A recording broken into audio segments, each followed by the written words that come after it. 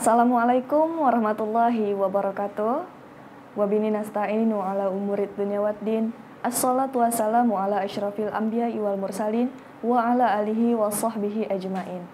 Puji syukur kepada Allah Subhanahu wa taala dengan ucapan alhamdulillah. Pemirsa Tanjung Pinang TV yang dirahmati Allah, pada hari ini kita kembali berjumpa dalam program mulianya Ramadan, bersihkan diri, sucikan hati, untuk edisi tanggal 18 Ramadan 1443 Hijriah. Nah, baik pemirsa, seperti biasa Poppy di studio bersama Ude, Ustadz Dedi Sanjaya akan membahas mengenai agama Islam. Apapun itu ya pemirsa. Baik pemirsa, mari kita berbincang sejenak dengan Ude, berbincang sedikit saja. Ude, assalamualaikum. Waalaikumsalam warahmatullahi wabarakatuh, Poppy. Semangat ya, Poppy. Semangat ya, Ustadz. Apa kabarnya hari ini, Ustadz? Alhamdulillah sehat walafiat. Alhamdulillah. Baik Ustadz, hari ini tema kita adalah mengenai hoax nih Ustadz. Dan tema ini sangat berkesinambungan sekali dengan tema kita pada episode lalu Ustadz ya. Baik, pemirsa, berbicara mengenai hoax ini tidak jauh berbeda dengan fitnah. Namun hoax ini biasanya disebarkan melalui media sosial ya Ustadz ya. Apalagi di era yang seperti ini, ya di era digital seperti ini. Karena tidak menutup kemungkinan bahwa informasi-informasi yang tersebar di media sosial itu sangat cepat sampainya kepada masyarakat umum ya Ustadz ya. Nah, baik pemirsa, agar tidak berlama-lama lagi, langsung saja kita dengarkan penjelasan dari Ude mengenai hoax ini. Silahkan Ude. Bismillahirrahmanirrahim. Assalamualaikum warahmatullahi wabarakatuh. Innal hamdalillah nahmaduhu wa nasta'in wa nastaghfiruh wa na'udzu billahi min shururi anfusina wa min sayyiati a'malina. May yahdihillahu fala mudhillalah wa may yudhlilhu fala hadiyalah. Asyhadu an la ilaha illallah wa asyhadu anna Muhammadan abduhu wa rasuluh la nabiyya ba'dah. Allahumma salli ala sayyidina Muhammadin wa ala ali sayyidina Muhammad akhirul anbiya wa khataman nabiyyina amma ba'du. Poppy dan pemirsa Tanjung Pinang TV yang dirahmati, diberkahi dan tentunya dicintai oleh Allah Jalla Jalaluh, tidak ada kata yang patut keluar dari lisan kita pada sore hari ini dan menjelang buka puasa ini kecuali kata syukur kepada Allah Tabaraka wa Ta'ala. Dan kita berdoa mudah-mudahan Allah terima saum puasa Ramadan kita, Allah terima qiyamul lail tarawih kita, tartil Quran kita, tasbih, tahmid, takbir kita, dan setiap rangkaian ibadah kita pada bulan suci Ramadan ini. Amin ya rabbal alamin. Salawat serta salam tidak lupa kita kirimkan kepada junjungan kita, Nabi Muhammad sallallahu alaihi wasallam dengan ucapan Allahumma salli ala sayyidina Muhammadin wa ala ali sayyidina Muhammad, nabi terakhir. Tidak ada nabi setelah nabi kita, Nabi Muhammad sallallahu alaihi wasallam. Pemirsa Tanjung Pinang TV yang dirahmati Allah, Poppy, judul kita, tema kita pada sore hari ini tentang hoax. Hoax atau hoax, ya. Al-kadzib, al-khabarul kadzib dalam bahasa Arab artinya adalah berita bohong. Ya, berita yang tidak benar, berita yang bohong. Apakah hoax pada zaman Nabi itu ada? Ada. Apakah berita bohong pada zaman Nabi ada? Ada, dan banyak sekali ya. Bahkan Nabi jadi sasaran ya. Karena sesungguhnya hoax itu bisa masuk ke dalam fitnah ya. Bukan bisa masuk dan masuk fitnah nih maksud saya. Hoax, berita bohong itu masuk dalam golongan fitnah ya. Fitnah punya pintu-pintu, salah satu pintunya adalah hoax, berita bohong. Nabi pernah kena ketika perang Jamal namanya ya. Ketika itu Rasulullah Sallallahu Alaihi Wasallam, Nabi kita Nabi Muhammad pernah dapat informasi bahwasannya Siti Aisyah Ummul Mukminin, pemirsa Tanjung Pinang TV, punya hubungan dengan laki-laki lain.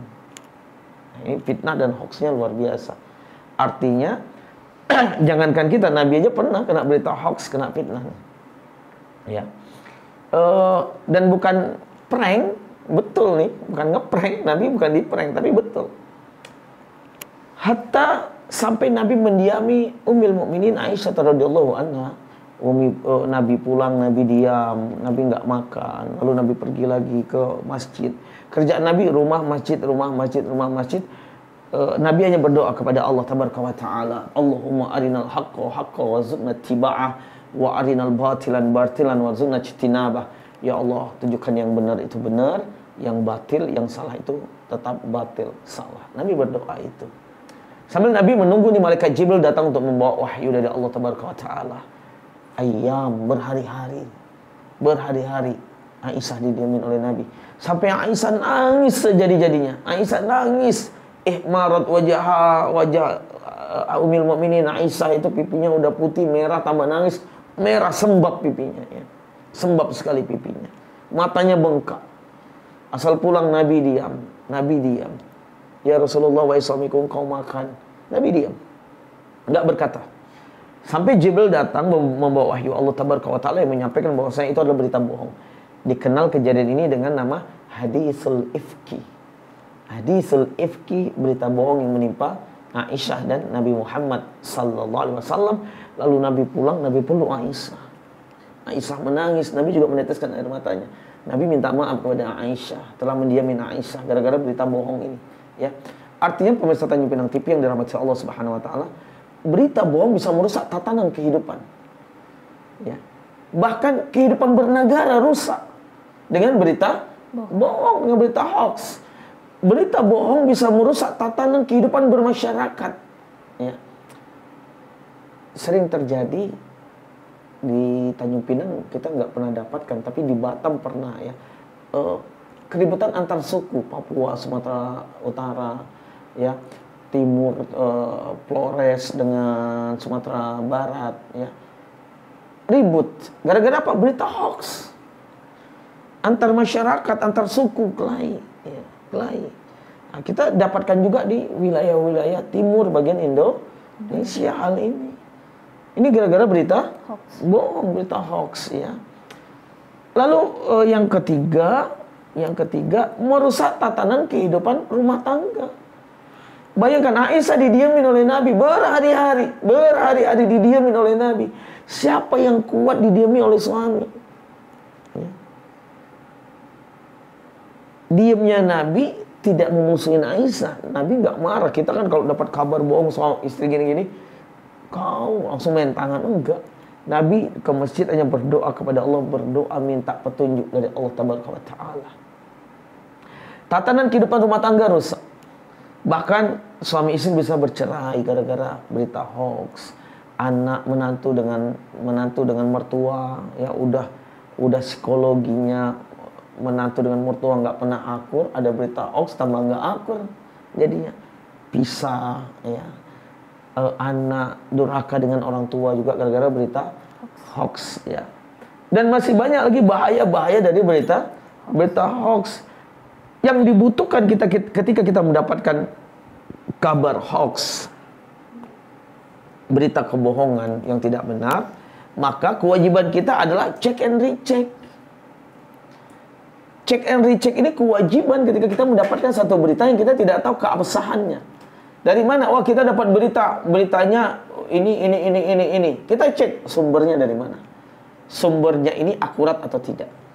Ya. Sumbernya ini akuntabel atau tidak. Jangan-jangan sumbernya adalah sumber fitnah. Dari media yang nggak jelas, dari informasi yang nggak jelas, website yang nggak jelas, berita yang nggak jelas, katanya. Sumbernya kita cek. Lalu yang kedua kita cek siapa? Narasumbernya. Yang ngomongnya siapa nih? Ya. Yang ngomong unknown person, kita nggak tahu. Ya. Yang ngomong siapa? Poppy. Poppy ini betul nih, nggak mungkin Poppy bohong. Yang ngomong siapa? Deddy Sanjaya. Nggak mungkin bohong, Ustadz. Ya. Lihat narasumbernya siapa. Lalu yang ketiga, check and recheck ini apa? Check and recheck ini kita tanya siapa saja yang sudah menerima berita ini. Ya. Sehingga kita tidak emosi secara spontan, ya. Terkadang berita hoax itu keluar dari yang benar dimanipulasi jadi hoax. Contoh seperti ini, Poppy. Tahun 2020 lagi masif-masifnya penyebaran COVID-19. Ya.